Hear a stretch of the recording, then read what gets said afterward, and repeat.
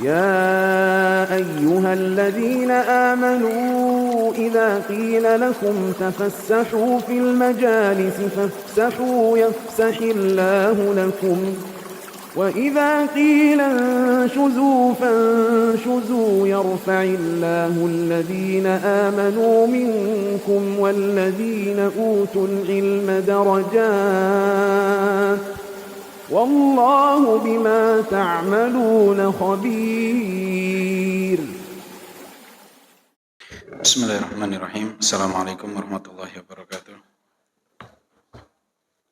إن الحمد لله نحمده ونستعينه ونستغفره ونعوذ بالله من شرور أنفسنا وسيئات أعمالنا من يهده الله فلا مضل له ومن يضلل فلا هادي له وأشهد أن لا إله إلا الله ربي وحده لا شريك له وأشهد أن محمدا عبده ورسوله يا أيها الذين آمنوا اتقوا الله حق تقاته ولا تموتن إلا وأنتم مسلمون يا أيها الناس اتقوا ربكم الذي خلقكم من نفس واحدة وخلق منها زوجها وبث منهما رجالا كثيرا ونساء واتقوا الله الذي تساءلون به والأرحام إن الله كان عليكم رقيبا يا أيها الذين آمنوا اتقوا الله وقولوا قولا سديدا يصلح لكم أعمالكم ويغفر لكم ذنوبكم ومن يطع الله ورسوله فقد فاز فوزا عظيما يعلمون فإن أصدق الحديث كتاب الله وخير الهدي هدي محمد صلى الله عليه وسلم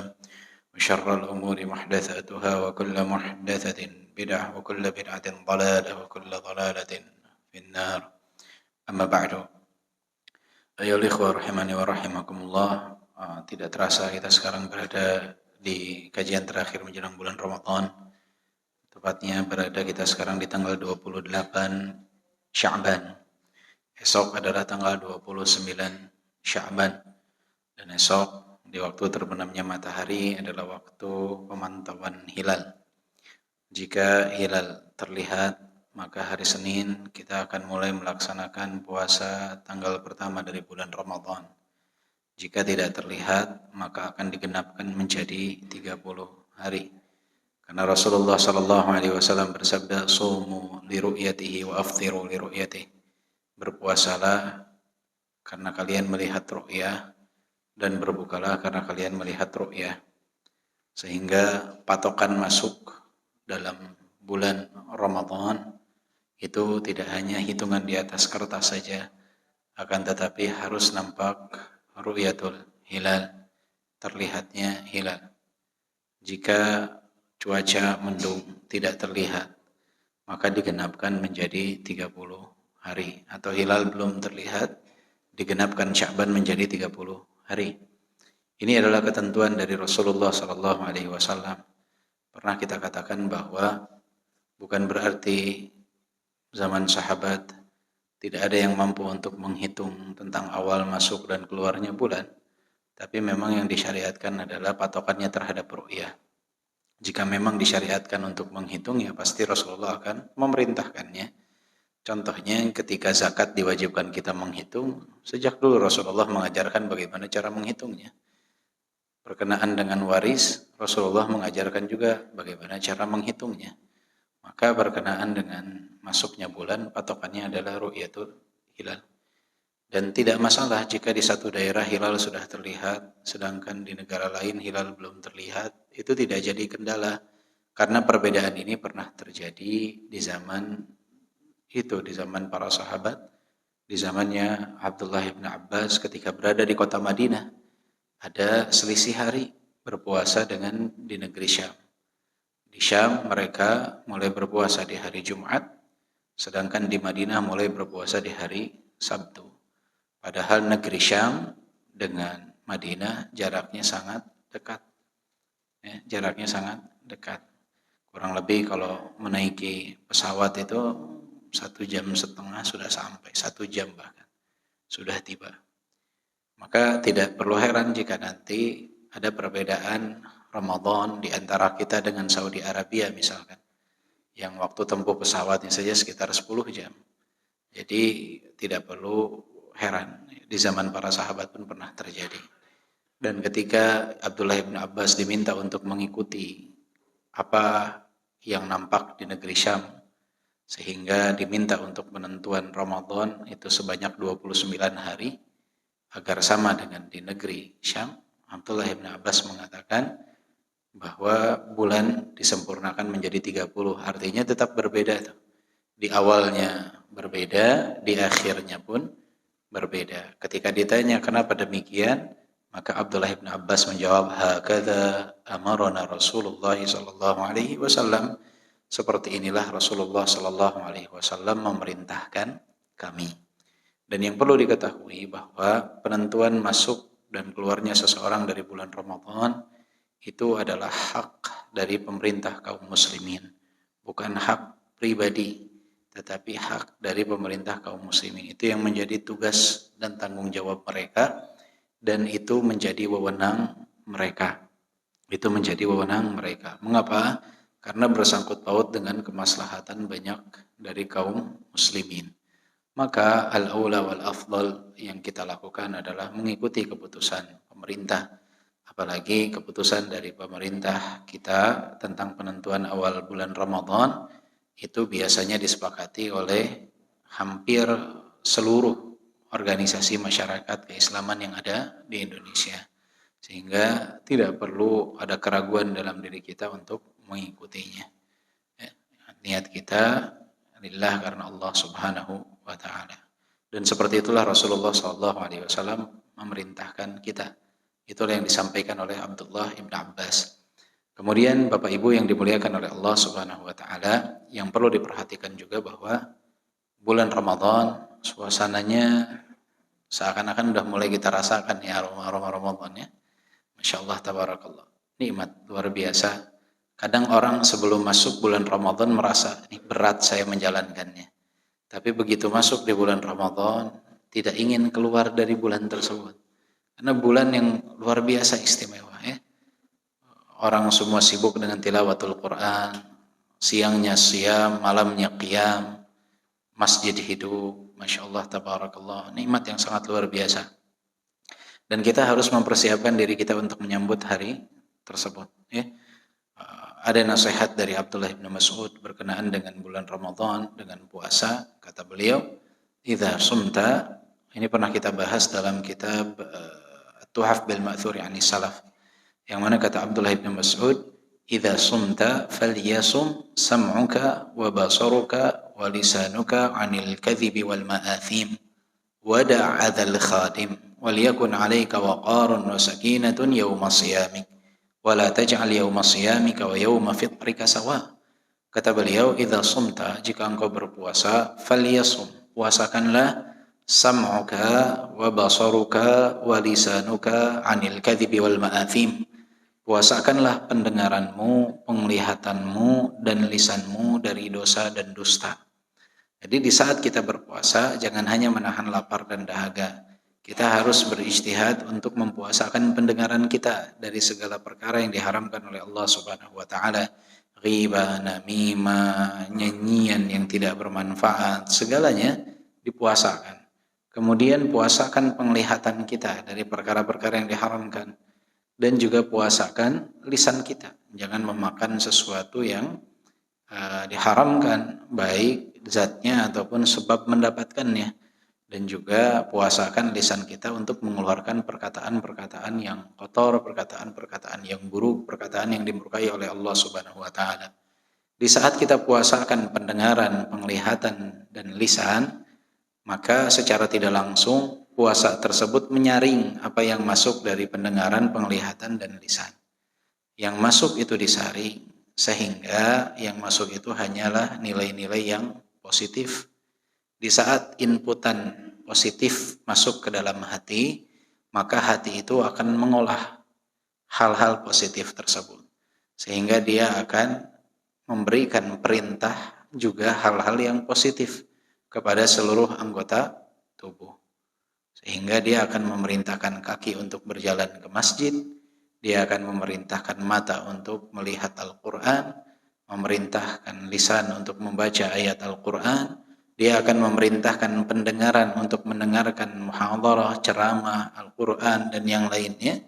Karena apa? Karena inputannya baik diolah juga akan menghasilkan hasil yang baik.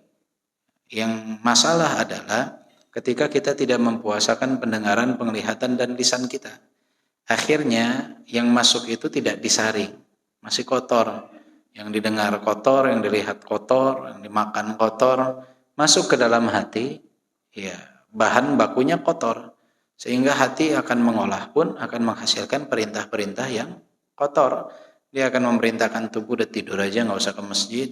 Dia akan memerintahkan kaki udah santai aja. Dia akan memerintahkan anggota tubuh udah daripada ke masjid mending duduk di kafe. Dia akan perintahkan kepada hal-hal yang negatif. Kenapa? Karena inputannya negatif. Maka jika ingin menghasilkan hasil yang positif dari Ramadan kita, bisa ingin maksimal, maka sesimpel itu, saring apa yang masuk ke dalam tubuh kita. Ya. Dengan menyaring semua yang masuk ke dalam tubuh kita, maka kita telah membantu meringankan kerja hati untuk mengolah hal-hal yang baik sehingga menghasilkan perintah yang baik. Dicoba, dipaksakan, disaring sesaat, insya Allah efeknya akan sangat baik. Nah kemudian Bapak Ibu yang dimuliakan oleh Allah Subhanahu wa Ta'ala, efek dari penyaringan tersebut nantinya dia dengan sendirinya akan menyaring yang didengar, yang dilihat. Makanya kenapa kalau kita lihat orang yang sehari-hari dia menghafal Al-Quran, ketika dia keluar dari pesantren misalkan, kemudian berada di tempat yang di sana misalkan bercampur baur laki-laki wanita atau diperdengarkan musik, mereka nggak nyaman dengan sendirinya. Kenapa? Karena efek dari amalan soleh yang selalu mereka lakukan itu menimbulkan filter tabi'i dalam tubuh mereka. Sehingga sudah ada isyarat tuh ketidaknyamanan. Beratnya bapak-bapak kalau pakai mobil yang canggih, jalan mobil, sabuk pengaman nggak dipasang tuh langsung bunyi, memperingatkan. Sama tuh, dia biasa nyaman dengan ketenangannya, dengan ibadahnya, tiba-tiba ke tempat yang notisnya merah gitu, dia langsung ada alarm tersendiri, nggak nyaman tuh. Efek dari apa? Efek dilatih dengan ketaatan. Itu yang ingin kita rasakan di bulan Ramadan. Walaupun mungkin kita tidak di pondok pesantren, tapi suasana itu kan mendukung untuk kita melatih diri berada dalam ketaatan. Kemudian juga kata Abdullah bin Mas'ud, wada adal khadim, jangan diganggu orang-orang yang berada di bawah kita, pembantu, pegawai. Artinya apa? Jangan diberikan tugas yang melampaui kapasitas dan kemampuannya. Nggak boleh, kita puasa dia juga puasa. Jadi jangan kitanya pengennya nyantai, orang kita peres ya tenaganya. Jadi sesuai dengan kadarnya. Wada adzal khadim. Kemudian kita diperintahkan untuk memiliki waqar dan juga sakinah, kewibawaan dan ketenangan di ibadah. Kenapa? Karena kita sedang beribadah, puasa itu kan ibadah. Maka harus ada ketenangan. Harus ada kewibawaan orang yang berpuasa. Beda antara orang berpuasa dan tidak. Beda antara orang yang sedang beribadah dengan tidak. Dan bulan ini ya ikhwah adalah bulan yang dikatakan oleh Umar bin Al-Khattab, marhaban bimutahhirina minadz-dzunub, selamat datang, marhaban, wahai yang mensucikan diri kami dari dosa. Jadi itulah sambutan Umar bin Al-Khattab radhiyallahu anhu kepada bulan Ramadan. Karena Rasulullah bersabda, man shoma Ramadan imanan wa ihtisaban ghufira lahu ma taqaddama min dzambi. Siapa yang berpuasa di bulan Ramadan dengan penuh keimanan dan pengharapan pahala, diampuni dosa-dosanya yang telah lalu. Masya Allah. Maka itu yang dikatakan oleh Umar bin Al-Khattab, marhaban bimutahhirina minadz-dzunub, selamat datang wahai yang mensucikan kami dari segala dosa. Maka kebahagiaan itu harus ditanamkan dalam diri kita. Kebahagiaan itu ditanamkan dalam keluarga kita menyambut bulan Ramadan. Dan ya ikhwah, di bulan Ramadan fokuslah untuk hal-hal yang positif. Hal-hal yang positif. Yang tidak hanya sebatas positif dalam perspektif manusia, tapi betul-betul positif dalam perspektif syariat. Karena kadang dalam perspektif manusia secara umum, khususnya kita di Indonesia menganggap itu baik, tapi ternyata secara syariat itu tidak baik. Ada orang yang selama bulan Ramadan dia menghabiskan waktunya untuk hal-hal yang kurang bermanfaat, bahkan tidak bermanfaat. Misalkan dia sibukkan sehari-hari itu menonton sinetron Ramadan. Ya, dalam perspektif manusia di Indonesia kebanyakan menganggap itu bagus daripada menonton film yang tidak ada kaitan dengan Ramadan. Itu perspektif manusia kan. Ya. Bahkan saya kemarin melihat satu potongan gambar dari salah seseorang yang dikenal di Indonesia di Instagramnya. Dia sedang memuji sebuah film Islami. Dia bilang, alhamdulillah orang berbondong-bondong datang ke bioskop untuk menonton film Islami. Yang menggelitik adalah perkataan selanjutnya. Andaikan Imam Syafi'i masih hidup dan hidup di zaman kita, tentunya Imam Syafi'i sudah membuat film Islami juga. Ini subhanallah. Ya. Sebagai apa Imam Syafi'i? Sebagai produser, sutradara. Nah, ini subhanallah. Ya.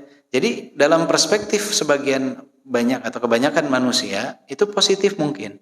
Tapi dalam perspektif syariat tentunya tidak demikian. Karena di dalamnya ada tamthiliyah, pasangan suami istri yang dia bukan suami istri, berpegangan, berpelukan, bertatapan. Itu semua menyelisihi ketentuan syariat. Atau ada juga orang yang selama bulan Ramadan dia habiskan kegiatan sehari-harinya dengan sibuk berbuka puasa bersama.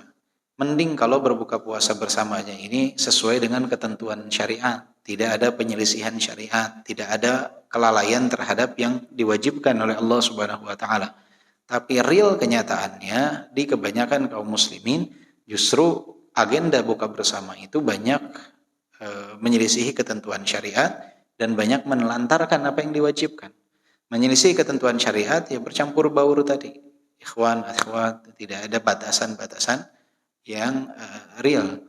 Kemudian juga pelalaian mereka terhadap kewajiban. Sholat maghrib, sholat isya terlalaikan.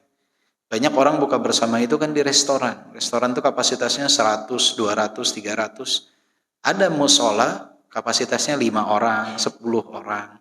Hingga akhirnya banyak yang tidak melaksanakan sholat maghrib pada waktunya. Entah dia akhirkan atau dia gabung justru dengan Aisyah.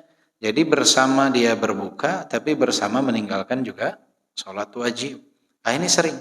Apalagi kadang-kala sepanjang hari itu sibuk dengan hal tersebut. Sepanjang Ramadan. Ya. Sepanjang Ramadan. Nanti kita Ramadan tuh hari Selasa misalkan. Itu libur tidak? Tanggal merah. Libur bersama ya, Senin Selasa kan. Belum ada kegiatan buka bersama. Nanti biasanya Rabu, Kamis, Jumat belum juga. Biasanya mulai Sabtu tuh. Sabtu. Misalkan Ramadan Selasa, Rabu, Kamis, Jumat, Sabtu biasanya mulai ini. Hari kelima. Hari kelima tuh mulai buka bersama. Kalau dirunut buka bersama teman-teman SD.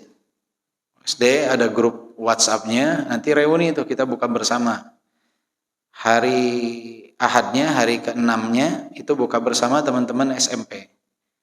Hari ke-7 buka bersama teman-teman SMA. Hari ke-8 buka bersama teman-teman kuliah. Hari ke-berapa? 10. 9. Hari ke-9 buka bersama teman-teman kerja di kantor. Hari ke-10 buka bersama keluarga ayah dari bapak-bapak sekalian, ibu-ibu sekalian punya ayah nih, ada keluarga besarnya kan. Hari ke-11 buka bersama keluarga ibu. Keluarga besar ibu. Hari ke-12 buka bersama keluarga ayah mertua. Hari ke-13 buka bersama keluarga ibu mertua. Hari ke-14 buka bersama keluarga besan kalau yang udah punya besan. Enak nggak hadir? Hari ke-berapa lagi? 15 buka bersama di komplek. Hari ke-16 buka bersama siapa lagi? Terus. Nanti udah masuk hari ke-20 udah sibuk belanja. Ke mall, belanja buat persiapan lebaran. Masuk hari ke-25 udah mudik. Terus ke Ramadannya. Gimana Ramadannya? Sibuk. Orang kalau buka bersama biasanya dari asar udah waktu udah hilang. Dari pada asar sampai malam. Pulang kecapean. Subhanallah. Apalagi sangat disayangkan kadang di ibu-ibu yang seperti itu. Sehingga dia buka bersama di luar, suaminya di rumah, buka puasanya ya begitu lagi. Ya. Indomie lagi, mie rebus lagi. Atau suaminya suruh buka di masjid aja udah. Dia karena mau buka puasa di luar. Enggak seperti itu Bapak-bapak dan Ibu-ibu sekalian. Kemudian juga ini tanbih, saya sering katakan kalau ini di setiap tempat menjelang Ramadan, Bapak-bapak biasanya di Ramadan itu masjid di waktu sholat maghrib sepi. Paling nggak nyampe satu shaf. Atau di masjid ini sama juga, nggak nyampe satu shaf biasanya. Kalau Ramadan itu di waktu maghrib nggak sampai satu shaf. Tapi ketika sholat isya dan tarawih full. Di hari-hari pertama apalagi sampai keluar. Banyak yang menyepelekan sholat maghrib berjamaah di masjid di bulan Ramadan. Karena sibuk berbuka. Jadi saran saya di bulan Ramadan sebelum azan sudah berwudu dulu, sudah siap dulu. Kemudian ketika azan berbuka di rumah, misalkan berbuka dengan rutab atau kurma atau air atau apapun, ya, sedikit saja. Setelah itu ke masjid dulu sholat. Selesai sholat silahkan lanjut lagi untuk makan. Karena sholat maghrib berjamaah itu lebih utama daripada sholat tarawih berjamaah. Dan sangat disayangkan banyak yang menelantarkan sholat maghrib dan menelantarkan sholat isya. Tapi agak anti kalau tidak sholat tarawih. Jadi dia lebih baik tertinggal sholat isya daripada tertinggal sholat tarawih. Ini adalah musibah, ya. Ini adalah musibah. Ingat, sholat maghrib lebih utama daripada sholat tarawih. Begitupun sholat isya lebih utama daripada sholat tarawih. Jadi jangan terlalu terobsesi dengan makanan, sekedarnya, ya. Karena ada kewajiban yang lain. Nanti silahkan lanjut setelah sholat, silahkan untuk lanjut. Jangan sampai masjid kosong. Mayoritas masjid sholat maghrib itu sepi, kecuali jika masjid itu menyediakan buka bersama, makanannya enak, biasanya kumpul semua di mana? Di masjid. Dan juga perhatikan jika ada yang menitip berupa fidyah. Jika ada orang menitip berupa fidyah, maka harus diperuntukkan untuk fakir miskin. Nah, seringnya yang berbuka di masjid itu tidak semuanya fakir miskin. Banyak yang memiliki kemampuan ekonomi yang memadai. Kemudian dia malah menikmati makanan fidyah. Padahal fidyah itu berupa makanan siap saji, siap hidang, itu harus pas diperuntukannya, harus sesuai dengan amanah yang diberikan. Berbeda halnya jika dalam bentuk makanan pokok seperti beras, biasanya penyalurannya lebih tepat. Tapi yang kurang tepat itu biasanya ketika makanannya makanan siap saji, ya. Makanan yang tinggal makan. Kadang asal saja mereka bagikan di jalan, asal bagikan di masjid. Itu yang mendapatkannya belum tentu orang yang membutuhkan. Jadi harus betul-betul memperhatikan poin itu. Dan juga untuk fidyah, jangan sampai dibayarkan sebelum harinya. Jadi jangan misalkan karena kita memiliki kemampuan finansial yang cukup, kita harus membayar fidyah, misalkan punya orang tua yang sudah sepuh tidak mampu puasa. Kemudian dari awal Ramadan kita bayarkan untuk 30 hari ke depan. Itu enggak boleh karena harinya belum terlalui. Jadi fidyah itu dibayarkan adalah di hari H-nya atau ke belakang. Boleh mundur ke belakang. Jadi di hari ke-7 dia bayarkan dari hari ke-1 sampai hari ke-7. Di hari ke-14 dia bayarkan dari hari ke-1 sampai ke-14. Tapi tidak boleh membayarkan di hari ke-1 untuk sekian hari ke depan. Jadi bolehnya di hari itu ke belakang, bukan hari itu ke depan. Itu perlu diperhatikan. Dan untuk fidyah itu setengah dari pembayaran zakat fitr. Kalau zakat fitr kan 1 so', kalau fidyah itu setengah so'. 1 so' itu kisaran antara 2,4 kan sampai 3 kilo, amannya 3 kilo kalau beras. Nah, kalau setengah so' sekitar 1,5 kilogram beras. Jadi pembayaran fidyah itu kalau dalam bentuk beras bisa diberikan 1,5 kilogram. Dan itu bisa diberikan ke satu keluarga. Misalkan 10 hari diberikan 15 kilo ke satu rumah. Boleh. Yang jelas mereka adalah orang yang berhak fakir miskin. Jangan asal memberikan. Kalau 20 hari berarti tinggal 20 kali 1,5 kilogram. Itu perlu diperhatikan tentang fidyah. Dan fidyah ini Bapak Ibu yang dimuliakan oleh Allah Subhanahu wa taala, fidyah itu diberikan oleh seseorang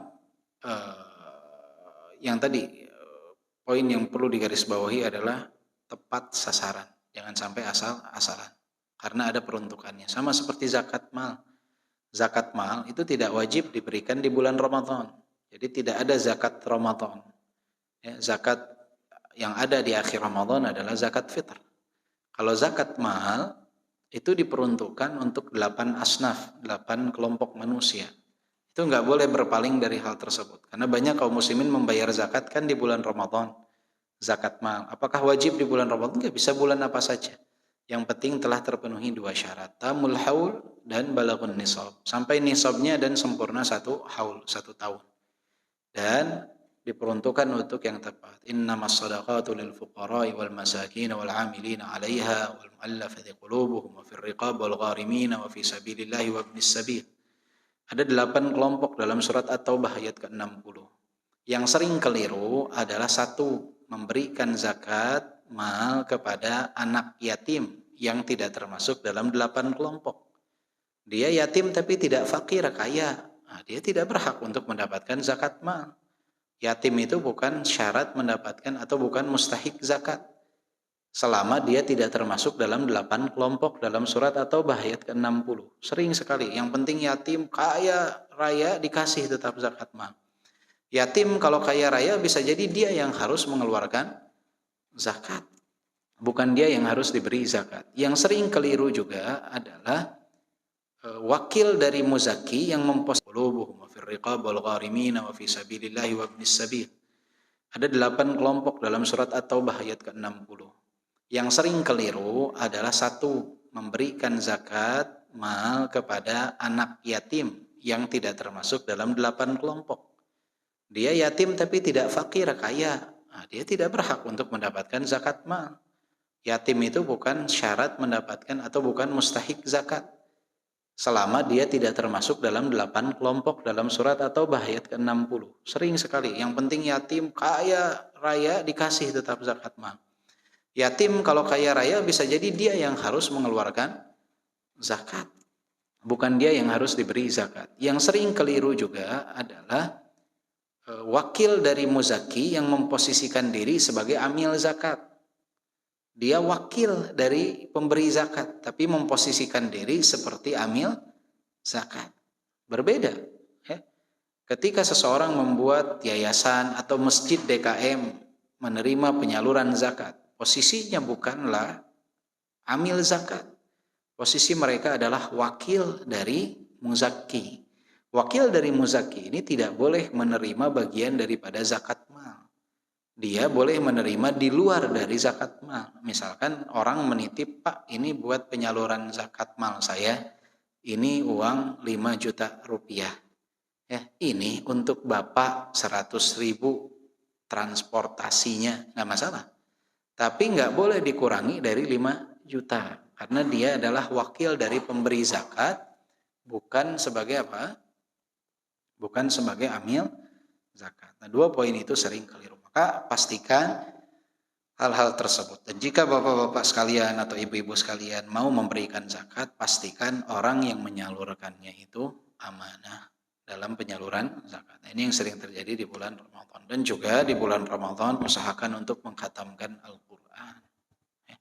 Kalau bukan Ramadan kita khatamkan mau kapan? Ini Syahrul Quran, bulannya Al-Quran. Fokus, harus ada target. Jangan pernah sekalipun taswif.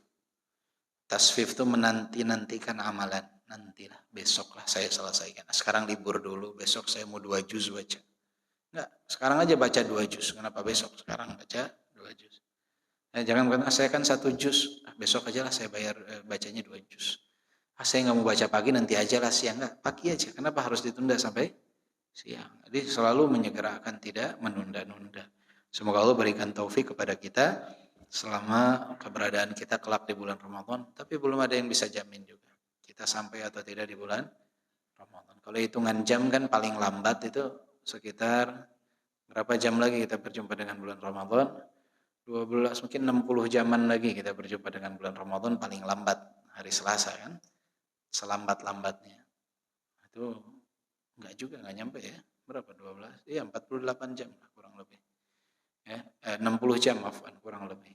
Tapi belum tahu juga kita bakal berjumpa atau tidak. Selama 60 jam ini nggak tahu man yahyi man yamut, siapa yang hidup, siapa yang mati, nggak ada yang tahu. Maka berdoalah agar kita berjumpa dengan bulan Ramadan. Baik. Ya ikhwah, kita lanjutkan pembahasan kita dari kitab Hilyah Thalibul Ilm. Dan kita sekarang masuk ke dalam pembahasan bab ke-34. Dan juga afwan sedikit, yang belum selesai mengqadha masih bisa mengqadha ya. Ibu-ibu yang belum selesai mengqadha masih bisa untuk mengqadha puasa Ramadan yang lalu sampai sebelum tanggal 1 Ramadan. Al-amru rabi wa thalathun junnatu talibil ilmi. Poin yang ke-34 adalah perisai, tameng penuntut ilmu. Junnatu talibil ilmi la adri wa yahtiku hijabahu al-istinkafu minhu. Wa qawluhu yuqal wa alayhi fa in kana nisful ilm la adri fa nisful jahli yuqal wa adhun. Tameng atau perisai penuntut ilmu adalah ucapan dia la adri, aku tidak tahu, atau Allahu a'lam, Allah yang maha tahu. Ini adalah tameng, perisai seorang penuntut ilmu adalah di saat dia berani bersuara mengatakan la adri, aku tidak tahu, wallahu a'lam. Itu perisai, penjaga kita dari segala bentuk mara bahaya. Wa yahtiku hijabahu al-istinkafu minhu. Dan yang merusak, yang dapat menerobos tameng tersebut adalah keangkuhan, kesombongan, yaitu di saat seseorang mengucapkan yuqal, dikatakan dalam masalah ini. Ya. Konon katanya ada yang berucap ulama begini. Dalam masalah ini ada pendapat ulama begini. Ya. Yuqal. Ya. Jadi nggak jelas tuh dari mana, tapi yuqal. Dan dia juga bisa saja mengarang dalam hal tersebut, hanya ingin tidak dianggap tidak tahu. Wa fa in kana nisful ilmi la adri fa nisful jahli yuqalu adhun. Jika setengah dari ilmu itu adalah ucapan saya tidak tahu, maka setengah dari kejahilan itu adalah ucapan yuqal, katanya begini, atau adhun, aku menyangka begini, sepertinya ini. Ini kan sering nih. Menurut saya sepertinya, kalau pendapat saya kayaknya, ini sering ucapan-ucapan seperti ini. Ini adalah nisful jahl, setengah daripada kejahilan. Makanya Syekh Al-Utsaimin pernah menyebutkan bahkan dalam syarah Hilyah Thalibul Ilm bahwa banyak pemberi fatwa yang memberikan fatwa di atas kejahilan itu menyebar di kalangan kaum muslimin. Ya. Wabil khusus kata beliau itu di Masjidil Haram banyak mufti dadakan. Karena banyak orang Arab itu ketika datang melaksanakan umrah atau haji, mereka nggak belajar lebih dulu. Jadi datang ke sana lihat mana yang jenggotnya paling tebal, dia datangin. Dia tanya, ini saya mulai dari mana, berapa putaran, seperti itu. Karena kata Syekh Al-Utsaimin dalam syarah Hilyah Thalibul Ilm, ada ajaib kata dia. Jadi ada orang yang memberi fatwa bahwa misalkan ketika tawaf itu di atas, kan putarannya lebih lebar ya, maka cukup 3 putaran, nggak usah 7 putaran. Karena jaraknya 2 kali lipat di mana? Di bawah. Subhanallah, kata Syekh Al-Utsaimin, ini ajaib, gharaib ya. Gimana orang bisa memberikan fatwa seperti itu? Dikiaskan dari jarak. Disiaskan dari apa? Dari jarak. Ya, sehingga banyak orang yang dia tidak sempurna ibadahnya karena rukunnya tidak sempurna. Apa sebabnya? Bertanya kepada yang tidak paham. Yang ajaibnya juga, saya pernah menyaksikan sendiri kalau ini. Jadi ada orang yang pelontos, kepalanya tidak punya rambut, tapi berjenggot. Ketika selesai sa'i, kan dia harus mencukur bagian dagu rambut untuk apa? Menyelesaikan ihramnya, bertahallul, keluar dari ihram masuk ke dalam perkara yang halal. Saya ingat tuh saya menyaksikan sendiri, kata ustadznya, Pak ini gimana saya botak? Ini aja jenggotnya cukur. Kata. Subhanallah, kata si jenggotnya yang dicukur. Betul Pak, pada cukur jenggot. Pada cukur jenggot mereka. Subhanallah. Padahal di saat seseorang pelontos botak, kan yang dicukur itu rambut kepala, bukan jenggot ya. Maka cukup sebagai isyarat saja melewatkan alat gunting itu di kepalanya. Atau semaksimal mungkin, biasanya suka ada aja beberapa rambutnya. Sebagai simbol bahwa dia telah keluar dari ihram bertahallul. Maka pemberian fatwa ini dengan memperkirakan, mengkiaskan, tanpa ada landasan dalil, tanpa ada landasan perkataan qaul ulama, ini bisa membahayakan kaum muslimin. Ini bisa membahayakan kaum muslimin. Maka betul kata Syekh di sini Bakar bin Abdullah Abu Zaid bahwa jika la adri itu setengah ilmu, maka sepertinya, kayaknya, mungkin ini adalah setengah daripada kejahilan. Maka kita sebagai penuntut ilmu harus meminimalisir ucapan menurut saya, menurut pendapat saya. Lebih baik dinisbatkan kepada ulama yang kompeten. Jadi misalkan ada orang bertanya, ini kalau menurut pendapat Syekh Fulan begini, ya, menurut pendapat Syekh Fulan begini. Ketika kita sudah yakin dengan jawaban, kita katakan Allahu a'lam. Itu lebih nyaman, ya. Atau merekomendasikan untuk bertanya juga kepada yang lain. Bertanya juga kepada yang lain. Jadi jangan lupa seorang penuntut itu mengatakan la adri atau Allahu a'lam. Ya, walaupun dia sudah yakin, itu sebaiknya dia tetap merendengkan ucapannya dengan ucapan Allahu a'lam. Karena dia yakin sebatas keyakinan dia dengan referensi yang dia baca. Tetapi tetap ilmu itu terbatas ada pada dirinya. Sehingga mungkin saja ada pendapat yang lebih kuat.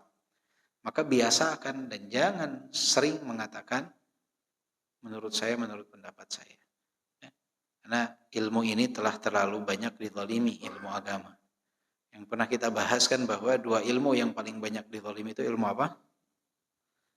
Ilmu agama dan ilmu politik, kata para ulama. Dua ilmu ini paling banyak dizalimi. Ilmu yang lain jarang dizalimi sama orang. Jadi biasanya kalau ilmu yang lain orang ngomong kalau dia paham nggak berani ngomong. Ilmu apapun, biologi, kedokteran, apa. Orang nggak paham, diem dia. Tapi kalau ilmu agama sama ilmu politik, semua hampir seluruh masyarakat berbicara. Hampir seluruh masyarakat berbicara. Itu yang musibah. Al-amrul khamis wa thalathun. Poin ke-35, al-muhafazatu ala ra'si malik sa'at umrika. Poin ke-35 adalah penjagaan terhadap modal utama. Apa itu? Waktu di dalam usia umur kita. Ini modal utama kita. Jadi modal seorang hamba itu waktunya. Modal utama dia. Allah kasih waktu kepada dia, itu modal utama. Dihabiskan untuk apa? Digunakan untuk apa? Al-waqt lit-tahsil. Fakun hilfa amalin la hilfa batalatin wa batar. Waktu. Ditekankan oleh Syekh nih. Ya. Jadilah kalian itu rekanan, sekutu bagi amalan. Jangan menjadikan sekutu itu apa? Jangan kalian menjadikan sekutu bagi waktu kalian itu adalah kesombongan, keangkuhan, dan juga pengangguran gitu. Diem nggak ada amalan, malas-malasan. Nggak boleh. Jadi ini waktu ada modal. Apa yang harus kita lakukan? Jadi teman-temannya apa? Beramal. Bukan nganggur, bukan kesombongan, keangkuhan, nggak mau beramal, nggak mau belajar. Ya, penuh dengan kesombongan dan keangkuhan. Itu tembok penghalang terbesar seseorang dari keberkahan adalah sombong dan angkuh. Ini nggak mau. Dia dapat rezeki dunia juga susah, dapat rezeki akhirat susah kalau orang sombong. Gengsi mau ngamalin ini, gengsi mau belajar, gengsi mau dagang, gengsi mau banyak orang. Ya, pintu pekerjaan banyak, gengsi dia. Malu, masa ia nawarin barang, masa dagang, malu dia, subhanallah. Ya. Akhirnya terhalang dari kebaikan. Belajar malu, nuntut ilmu malu, ke masjid malu. Malunya munculnya bukan karena malu yang mahmud, yang terpuji. Rasa malu itu justru muncul dari kesombongan dia. Kenapa? Karena dia malu untuk menuntut ilmu kepada orang lain. Malu untuk berdagang. Malu untuk berusaha. Jadi rasa malunya ini justru timbul dari kesombongan yang dia miliki. Wa hilsa ma'malin la hilsa talat wa samar. Dan juga seseorang itu harus berkawan, bersahabat dengan apa? Dengan amalan. Jangan dia justru bersahabat itu dengan qila wa qal. Ngobrol nggak manfaat, begadang nggak manfaat, menghabiskan waktu tidak bermanfaat. Harusnya dia lihat, saya dapat apa? Saya dapat ilmu apa? Apa yang saya dapatkan? Bukan menghabiskan waktu secara percuma. فالحفظ على الوقت بالجد والاجتهاد وملازمة الطلب ومثافنة الأشياخ والاشتغال بالعلم قراءة وإقراء ومطالعة وتدبرا وحفظا وبحثا لا سيما في أوقات شرخ الشباب ومقتبل العمر ومعدن العافية فاغتنم هذه الفرصة الغالية. Kata beliau disebutkan bahwa kita ini harus menjaga yang namanya waktu dengan kesungguh-sungguhan yang amat sangat. Dengan apa? Dengan fokus belajar. Terus membersamai para ulama. Membersamai di sini kalau zaman sekarang ada offline, ada online. Artinya membersamai itu status yang kita follow di Instagram. Sehingga ketika kita nge-scroll itu semua positif tuh. Nasihat, aqwal ulama. Berkawan dengan yang seperti itu, membersamai para ulama. Nah, kita bersamai langsung secara offline, secara online bersamai mereka dengan memfollow akun mereka. Karena akun mereka berisi manfaat. Alhamdulillah sekarang akun masyayikh banyak terjemahannya. Ketika kita kesulitan dalam bahasa Arab, ada terjemahan bahasa Inggris, ya ada terjemahan bahasa Indonesianya. Tinggal dicari, kita mau gak? Nah, itu pertemanan itu berpengaruh. Kadang kita sekarang di dunia offline temannya membaik, di dunia online temannya bejat semua. Akhirnya efeknya ya begitulah kanan kiri ya. Karena nggak seimbang. Maka cari pertemanan yang terbaik. Kemudian menyibukkan diri dengan ilmu, membaca, meneliti, mentadaburi, menghafal, mencari materi, materi pelajaran, kemudian memahami secara mendalam sesuatu. Harus ada. Modal utama seorang penuntut ilmu itu adalah keingintahuan. Itu modal utama. Minimal untuk diri kita. Jadi kapan seseorang itu bisa mendalami sesuatu di saat dia ada rasa ingin tahu mendalam tentang hal tersebut. Kenapa kadang kala kita dapati ada orang yang muta'ammik, mendalam dia memahami materi tertentu. Karena dia sebelum menyampaikan materi tersebut, dia tanyakan kepada diri dia sendiri, dia udah paham belum materi itu? Apa yang tidak dia fahami? Apa yang perlu dia perdalam? Pertanyaan itu dimulai dari diri sendiri. Seorang penuntut ilmu sebelum dia menyampaikan ilmu kepada orang lain, kepada keluarga, kepada anak, kepada siapapun, dia harus tanya kepada diri dia. Dia udah menjawab semua pertanyaan yang ada dalam benak dia apa belum? Kalau belum dia harus cari tahu sampai terjawab semuanya. Kadangkala masalahnya ada sesuatu yang di kepala kita rancu, kita nggak cari jawabannya. Tapi kita sudah memberikan kepada pihak ketiga. Padahal kita sendiri belum memahami tentang poin tersebut. Nah, rasa ingin tahu ini kalau hilang dari penuntut ilmu, hilang setengah jalan dia adalah mencari ilmu. Asal aja penting datang. Nggak paham udah bodo amat. Nggak didalami. Ada sesuatu yang dia belum pahami. Ada sesuatu yang dia ini apa tadi maksudnya. Dia lewat saja. Kenapa? Karena menjadikan kajian itu sebatas yang penting datang.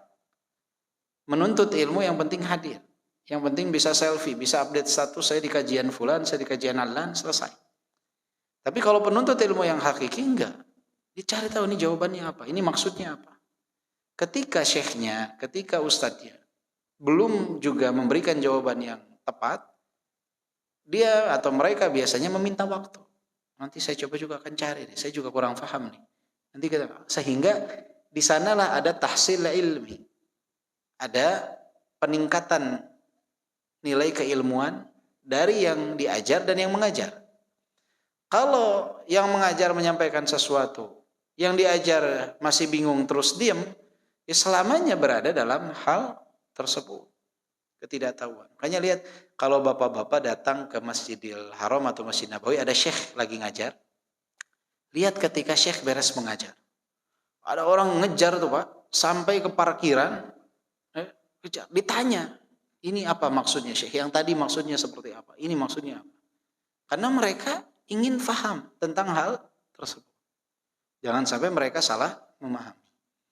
Nah ini yang kadang kurang di kita, hal tersebut kurang. Jadi merasa bahwa ya udahlah, udah lewat ya udah, ini saya nggak paham, udah lewat aja. Coba kalau misalkan pertanyaan ini akan keluar di ujian, poin ini akan ditanyakan dalam ujian, kita cari tahu maknanya apa, fungsinya apa. Jadi keingintahuan tanpa imbalan ini adalah modal utama juga bagi penuntut ilmu untuk mengisi waktu dia. Jadi waktunya akan manfaat. Dia keingintahuan untuk mendapatkan apa yang tidak ia ketahui tanpa imbalan. Jadi jangan segala sesuatu saya nggak akan dapat apa-apa ini, kalau tahu udah aja bodo amat. Enggak. Ilmu itu mahal. Kalau semuanya, Anda ambil contoh ya. Ada mengajarkan dari A sampai Z. Kalau sebatas antum tidak mendalami apa yang tidak antum pahami, antum akan sama dengan penuntut ilmu yang lain. Keluar akan sama. Tapi ketika antum mendalami, kenapa demikian? Walaupun tidak semua dapat dijawab, dari 100%, mungkin 80% minimal antum dapat jawabannya. Nikmat yang sangat luar biasa. Dan itu yang akan membuat antum bisa yatafawwaq, bisa upgrade diri lebih daripada orang lain di saat mendalami hal-hal yang tidak kita pahami. Tanya. Allah itu modal utama bertanya. Nggak bisa nanya ke fulan, nanya ke Allah, tanya. Ini kenapa? Apa hukum ini? Sampai orang mungkin ditanya lelah. Ya Allah, capek ditanya terus sama dia. Ya. Tapi justru di situ kenikmatan. Yang ditanya pun dia akan apa? Jadinya mencari. Karena secara pribadi ya ikhwah, lebih banyak ilmu itu didapatkan justru saat orang bertanya dibandingkan secara normal gitu dapat ilmu. Kenapa? Karena di saat ada yang bertanya, kita ingin memastikan jawaban, kita akan mencari referensi. Seperti apa sih aqwal ulama berkenaan dengan hal ini? Seperti apa? Hingga kita dapat jawabannya. Anda ingat dulu ketika kuliah, Anda belajar setiap hari, belajar tuh rutin cuma 1 jam. Tapi di malam ujian Anda nggak pernah belajar. Malam ujian tuh Anda keliling dari kamar ke kamar. Teman-teman di asrama tuh Anda keliling ketok. So tahu aja. Assalamualaikum, salam. Mana ente udah paham semua, so tahu. Terus kata mereka, belum, Anda nggak paham ini. Yang Anda paham, yang kita paham, kita jelaskan. Yang tidak kita paham, kita cari tahu. Dapat jawabannya. Datang ke kamar kedua, kamar ketiga, nggak banyak, mungkin nggak nyampe 10 kamar. Ketika ujian, bayangkan dari berapa orang, satu kamar itu ada yang 2 orang, ada yang 3 orang, ada yang 4 orang. Dari sekian orang, mereka itu punya pemikiran masing-masing kan. Apa yang jadi kendala dalam benak mereka? Apa yang dipertanyakan oleh mereka? Nggak mungkin yang namanya dosen ketika membuat soal itu punya pertanyaan baru yang tidak dimiliki oleh pertanyaan 20 murid misalnya. Jadi ketika ujian datang, ini nggak ada memang dalam pelajaran. Tapi ketika kita sudah berhasil menjawab sesuatu yang ditanyakan orang yang tidak kepikiran oleh kita, itu jadi modal yang amat berharga. Sama dalam perkara syariat juga. Jadi kadangkala itu tidak kita fahami pertanyaan tersebut, nggak ada dalam benak kita. Tapi saat ada orang yang bertanya, oh ya juga ya, ini apa ya nilai? Kita coba cari tahu. Maka bertanya itu manfaat buat yang menanyakan, yang ditanya pun bermanfaat, mendapatkan hasil yang maksimal. Maka keingintahuan ini modal utama kita sebagai penuntut ilmu. Harus punya keingintahuan. Ini apa maksudnya? Ini bagaimana? Ini apa? Jangan asal aja udah, asal lewat. Tidak boleh asal lewat. Faqtanim hadhil fursatil ghaliyah. Terutama kata beliau, awqat syarkhis syabab, terutama usia-usia remaja, usia-usia muda, ya, harus dimaksimalkan. Faqtanim hadhil fursatil ghaliyah. Maksimalkan. Ini kesempatan emas nih, kesempatan berharga sekali. Litanal rutbal ilmi al-aliyah, untuk mendapatkan apa? Derajat ilmu yang tinggi. Fa innaha waqtu jam'il qalb wa ijtima'ul fikr. Karena itu adalah waktu untuk apa? Mengumpulkan antara hati dan pikiran, dikonsentrasikan. Hati dan pikiran. Liqillati syawaghil wasaraf 'anil iltizamatil hayah. Karena usia muda itu apa? Kenapa bisa berkonsentrasi antara hati dan pikiran? Karena sedikit sesuatu yang memalingkan dia dari ilmu. Karena apa? Kewajiban dia minim. Enggak ada tanggungan. Wat tara'us, enggak ada, dia bukan pemimpin dalam keluarga, enggak ada tanggungan. Wali khiffatil dhahri wal iyal. Mereka nggak ada tanggungan tuh untuk menanggung keluarga, dan juga nggak ada tanggungan sama sekali. Jadi nggak ada kewajiban untuk mencari nafkah, untuk apa, anak-anak usia muda. Jadi itu kesempatan emas yang tidak terulang. Makanya kenapa orang ketika sudah berkeluarga, sudah punya anak, waktu dia itu pasti akan terbagi antara mencari nafkah dengan apa? Dengan belajar. Maka siapa yang masih dalam usia muda, yang punya anak usia muda, fahamkan kepada mereka. Usia mereka ini usia emas. Nanti akan ada masa di mana mereka harus membagi waktu antara mencari nafkah dengan belajar. Jangan dikatakan akan tetap bisa memang. Belajar dengan mencari nafkah tetap bisa beriringan. Tapi tetap akan terbagi. Konsentrasi itu akan terbagi. Orang kalau sudah berkeluarga, kadang dia mau menghafal, pas dia buka Quran, anak mau beli susu, belum beli susu. Dari mana nih duit nyarinya? Fulan masih punya hutang, sialan. Itu keluarga, punya tanggungan, punya tanggung jawab. Makanya seseorang hendaknya ikhwah manfaatkan waktu muda. Dan waktu-waktu yang kita lapang, waktu kosong. Jadi di saat kita kosong, waktu lapang manfaatkan. Bapak-bapak juga sama yang misalkan sudah pensiun, banyak waktu luang tuh, manfaatkan semaksimal mungkin. Karena akan ada waktu di mana kita tidak memiliki kelapangan. Tersibukkan dengan sesuatu. Ma lil ma'ili walil amili walil awali innama ma lil ma'ili walil awali innama yas'a ilaihinna al faridul faridu.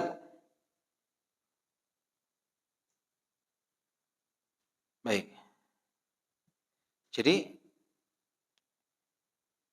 orang yang banyak memiliki tanggungan itu, mereka akan sulit untuk menggapai tempat yang tinggi. Siapa yang dapat menggapai tempat yang tinggi dengan mudah adalah mereka yang seorang diri.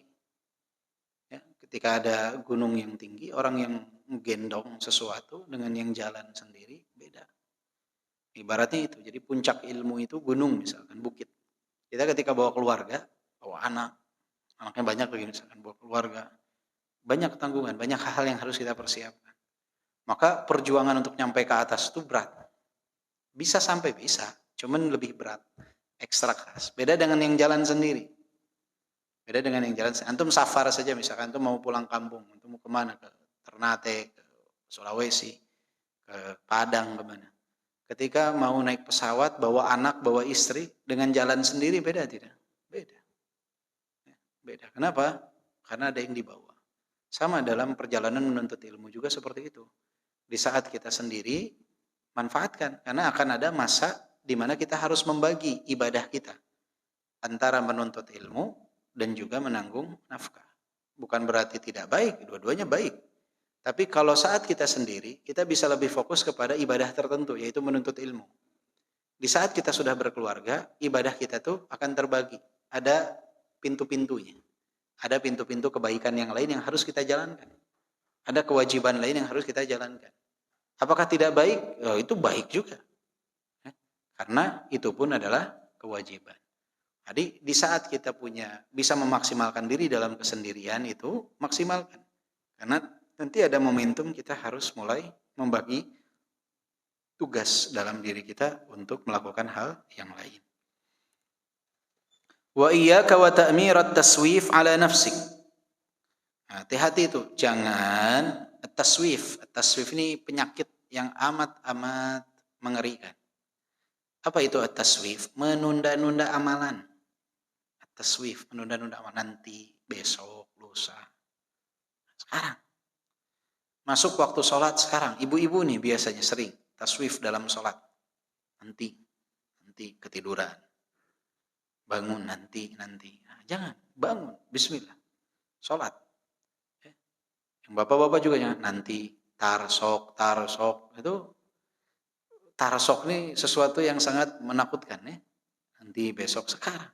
Apa yang bisa diselesaikan sekarang? Begitupun dalam ibadah, sekarang. Sedekah besok aja. Sekarang sedekah. Besok akhirnya nanti malam kepake uangnya. Nggak jadi sedekah lagi. Tunda lagi bulan depan. Sekarang. Segera akan kebaikan, jangan ditunda. Tunda. Ya. Banyak orang kan, antum mau haji? Ntar aja lah tahun depan. Uangnya ada. Dananya ada. Kesempatannya ada. Cuma nanti aja lah tahun depan. Tahun depannya subhanallah dia sakit. Sehingga tidak bisa berangkat.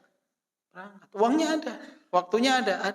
Tapi kondisinya sakit, nggak bisa. Kenapa? Karena itu penyakit taswif, tarsok. Segera kebaikan itu jangan ditunda-tunda. Fala tusawwif li nafsik ba'da al-faraghi min kadza ba'da at-taqawud min al-amal, nantilah.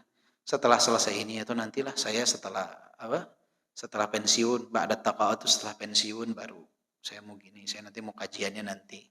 Udah pensiun kan waktu kosong tuh nanti. Enggak sempat pensiun udah meninggal. Gara-gara nanti. Wa hakadha balil bidar qabla an yusaddiqa 'alaika qawla Abi Tahhan al-Qaini. Ya, segerakan, jangan sampai engkau keburu mendapatkan sesuatu yang disebutkan oleh Abu Tahhan al-Qaini, yang mana beliau mengatakan, hanatni haniyatud dahri hatta ka'anni khatilun adnu li saydi, qasirul khatwi yahsibu man ra'ani walastu muqayyidan anni biqaydi. Jadi hananti haniyatud dahri, jadi udah mulai membungkuk tuh, udah mulai menua usianya. Karena faktor usia mulai menua. Ka'anni khatilun adnu li saydi, seperti orang yang sedang berburu tuh, memburu mangsa, kan agak bungkuk, jalan pelan-pelan ya. Qasirul khatwi yahsibu man ra'ani walastu muqayyadan anni biqaidi. Langkah pun udah mulai perlahan, pendek langkahnya, jalan sudah mulai membungkuk, sampai orang mengira itu dia terikat. Padahal sama sekali tidak terikat. Tapi apa yang menyebabkan hal tersebut? Faktor usia sudah. Udah susah. Tarsok akhirnya mau belajar aja udah susah. Bungkuk terus. Mau lihat ustadz aja udah susah. Karena bungkuk kan. Mau jalan ke masjidnya pun sudah susah. Dinanti-nantikan. Akan ada masa seperti ini ya ikhwah. Akan ada masanya. Jadi dunia ini seperti kita dari lemah, kuat akan lemah kembali. Wa qala Usamah ibn Munqadh, berkata Usamah, ma'ath 80 'atha ad-dha'fu fi jasadi wa sa'ani dha'fu rijli wa ittirabu yadi. Idza katabtu fa khatti khattu muttarib ka khatti murta'ish al-kaffaini murta'idi. Fa'ajab li dha'fi yadi an hamliha qalaman min ba'di hamli al-qanafi labbati al-asadi. فقل لمن يتمنى طول مدته هذه عواقب طول العمر والمدد. Jadi usia beliau Usamah ini 80 tahun, beliau merasakan kelemahan pada anggota tubuh. Ya, merasakan kelemahan pada kaki dan tangan mulai bergoyang, bergetar, faktor usia. Idza katabtu fa khatti khattu muttarib. Jika nulis itu udah mulai cak-cakan tulisan tuh, bergelombang dia. Qahatti murta'ishil kaffaini murta'idi. Fa'ajab li dha'fi yadi an hamliha qalaman. Sungguh mengherankan tanganku ini kok ibaratnya begitu lemah untuk memegang pulpen aja kok lemah. Min ba'di hamlil qana fi labatil asadi, padahal dulunya bisa memegang tombak sampai ke hatinya singa pun bisa ditusukkan. Dulu kuat sekali, kalau sekarang megang kolam aja udah lemah megang pulpen pun, pena pun. Faqul liman yatamanna tula muddatihi, maka katakan kepada siapa yang ingin berusia panjang, hadhihi awaqibu tulil umri wal mudad. Ini nih efek panjangnya usia itu bakal seperti ini. Ya, bakal seperti ini. Maka orang sering mengatakan semoga panjang umur. Panjang umur dalam keberkahan. Panjang umur doang mah kalau dalam kemaksiatan percuma ya.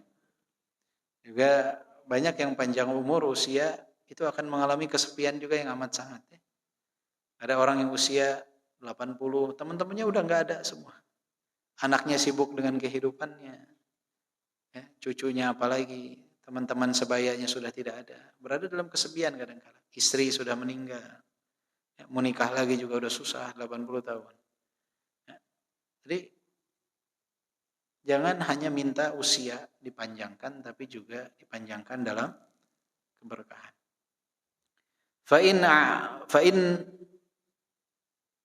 فإن أعملت البدار فهذا شاهد منك على أنك تحمل كبر الهمة في العلم. Jadi jika engkau menyegerakan diri, maka ini adalah sesuatu yang ada pada dirimu, kibarul himmah fil ilm.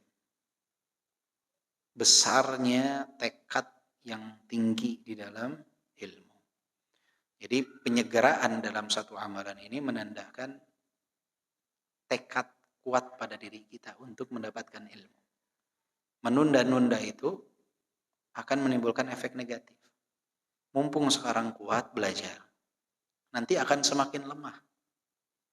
Kalau usia 50 masih bilang nanti, mau kapan lagi?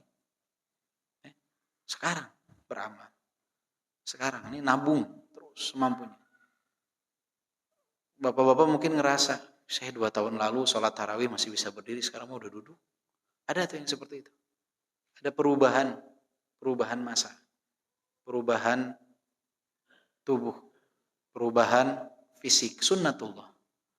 Ya, yang tadinya sholat berdiri sekarang harus pakai tongkat. Ya, yang tadinya berdiri sekarang duduk. Yang tadinya di masjid sekarang di rumah. Yang tadinya puasa sekarang sudah nggak sanggup lagi berpuasa. Akan ada zamannya. Maka maksimalkan kemampuan anggota tubuh kita di saat kita kuat untuk mengamalkan apa yang dapat kita amalkan semaksimal mungkin. Jangan ditunda-tunda. Taswif itu penyakit berbahaya. Ya, taswif itu apa? Menunda-nunda amalan. Amalan itu disegerakan. Segerakanlah amalan baik. Sampai juga banyak ikhwah yang menunda pernikahan misalnya. Nanti. Jangan, segerakan. Nikah itu adalah kebaikan. Nanti ditunda-tunda, efeknya akan luar biasa. Misalkan menikah nantilah usia 45 baru nikah misalkan. Di usia 45 baru nikah, anaknya baru masuk SMP, dia udah pensiun. Berat bagi dia. Kan masanya nggak sesuai. Maka segala bentuk kebaikan itu disegerakan. Menikah disegerakan. Jadi semakin ditunda, bahaya. Jadi anak tuh kalau sudah usia balik, dia dilihat sudah cukup dewasa, nikahkan segera. Nggak harus menunggu lulus kuliah, nggak harus menunggu dapat pekerjaan. Selama kita mampu untuk menikahkan. Karena nanti kalau dia sudah terjerumus ke dalam fitnah syahwat, dia udah menikah pun itu nggak akan terobati. Karena sudah terlanjur terjerumus dalam fitnah syahwat. Apa yang mau kita salahkan diri kita? Kita yang menunda-nunda dia untuk menikah. Nah, kalau Bapak lihat, Ibu lihat di Timur Tengah, kadang kita lihat pasangan itu usia anak perempuannya 16, laki-lakinya 20. Semakin di kita semakin mundur. Dulu laki-laki rata-rata usia berapa? 25 menikah, perempuannya 20. Sekarang rata-rata laki-laki nikah 30-an, perempuannya 25 ke atas sekarang. Nah, terus mundur. Apa yang dipersiapkan? Selama fase dari dia balik, dari umur 15 tahun misalkan dia balik sampai umur 25, 10 tahun. Gimana solusi dia dengan penyaluran syahwat? Coba. Kita pikirkan, gimana dia menyalurkan syahwatnya? Seperti apa? Sunnatullah, syahwat ada pada diri manusia. Gimana disalurkan? Puasa enggak? Nikah enggak? Terus harinya apa? Ya pasti disalurkan di jalur yang haram. Enggak ada jalan lain. Makanya menikahnya ditunda, berpacaran dianggap lumrah. Berapa banyak sekarang orang menikah itu dalam kondisi sudah mengandung, banyak. Karena kadang-kala ada orang minta tolong khutbah nikah, iya. 4 bulan kemudian itu udah punya anak, Saya mau husnudzon aja berat, mau husnudzon ini prematur juga susah. 4 bulan kan berat, prematur. Mau husnudzon aja pintu husnudzonnya udah ketutup. Berat. Jadi banyak yang seperti itu. Kenapa efeknya? Karena tadi 10 tahun. Pakai apa nih 10? Itu 10 tahun. Ada yang 15 tahun. Fase dia dari mulai baligh, dari mulai mengenal syahwat sampai menikah. Maka kemana dia akan salurkan? Nah ini yang harus difikirkan oleh orang tua. Maka sebelum dia mendapatkan kesempatan menikah anak-anak kita, ajarkan untuk berpuasa. Puasa, tahan syahwat.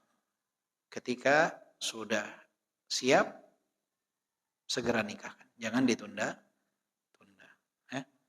Peraturan kan 19 tahun sekarang ya. Wanita minimal 19 tahun. Tetapi boleh di bawah 19 tahun. Tapi sidang terlebih dahulu di pengadilan. Enggak apa-apa sidang. Sidang biasanya hanya ditanya alasan kenapa begini. Tapi bisa. Yang penting dia sudah usia balik. Ya. Segerakan menikah. Insya Allah yang muda-muda setuju ya. Segera. Nikmat pernikahan. Yang penting itu disiapkan mentalnya, diarahkan, jangan sampai asal nikah tapi dia belum punya pemahaman yang mumpuni tentang dunia pernikahan. Wallahu a'lam. Masih ada ya? Ya di sini yang terakhir 36. Tapi mungkin itu nanti kita akan lanjutkan insyaallah pada pertemuan setelah. Jadi nanti selama Ramadan kajian Sabtu paginya libur dulu. Tapi kalau saya ada jadwal itu Sabtu Ahad aja. Pada maghrib nanti kita akan pada taraweh. Pada maghrib makan. Kita akan bahas insya Allah selama Sabtu Ahad tanggal 16 17 sama pekan berikutnya setiap Sabtu Ahad pada taraweh di sini kita akan bahas risalah 10 kaidah ketakwaan yang ditulis oleh Syekh Abdul Razak. Insya Allah semoga bisa diselesaikan tuh dalam 4 pertemuan. Jadi selama Sabtu Ahad selama Ramadan pada tarawih ya. 10 kaidah dalam ketakwaan. Meningkatkan ketakwaan. Baik. Dan kitab Hilyah Thalibul Ilm tidak banyak ya, tinggal sedikit lagi. Insya Allah kita semoga bisa menyelesaikan ba'da Id dan semoga Idul Adha sudah selesai sehingga nanti bisa ada kitab baru berkenaan dengan apa yang dapat kita bahas. Wallahu a'lam.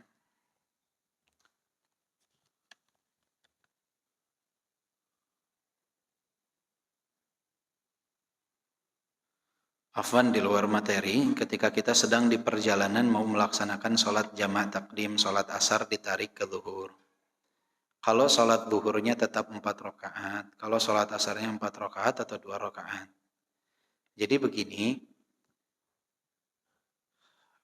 mengqashar sholat itu hanya berlaku dalam satu hal, safar. Qashar itu hanya berlaku dalam safar. Kalau jama, dia lebih luas.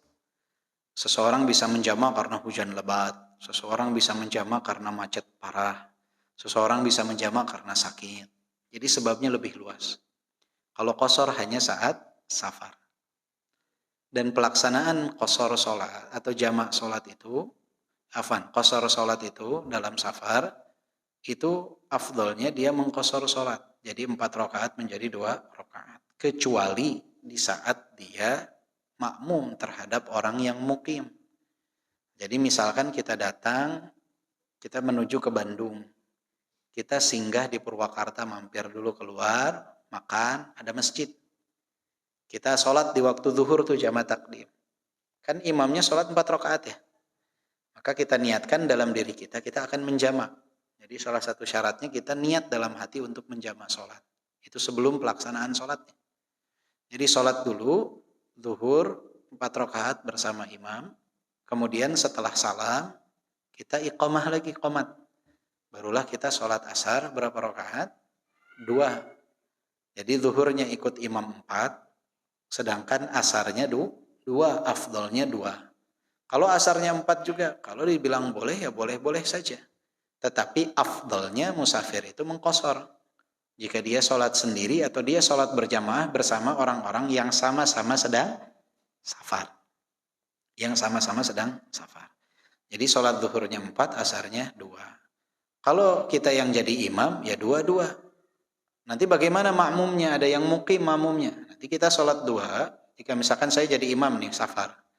Saya jadi imam, kita lihat, ada yang mukim. Sampaikan, Pak, saya qashar sholatnya 2. Nanti setelah saya salam, Bapak silahkan lanjut rakaat 3 dan 4. Jadi kalau kita makmum, kita ikut 4. Kalau kita imam, makmum nggak ikut 2 yang mukim, tapi dia menambah 3 dan 4. Nanti asarnya kita juga tetap 2. Dan kemudian yang sering terjadi juga adalah kalau misalkan saya keluar dari rumah jam 11. Misalkan Bapak Ibu rumah di Yasmin jam 11. Pas keluar macet parah di depan tuh pintu keluar. Ternyata waktu azan zuhur berkumandang, Bapak Ibu tuh masih belum masuk ke tol. Di bawah flyover masih. Berarti kan masih di Bogor tuh. Masih dekat rumah. Sedangkan sudah azan zuhur. Terus Bapak Ibu ternyata jalan terus tuh. Mau ke Bandung ya. Pas di Purwakarta baru sholat. Ternyata pas masuk tol lancar lah. Jam 2 baru mau sholat. Itu sholatnya berapa? 4 rakaat kah? 2 rakaat kah zuhurnya? Kan adzannya kita masih di Bogor. Tapi sholatnya di Purwakarta. Sudah di Purwakarta. Itu sholatnya bagaimana?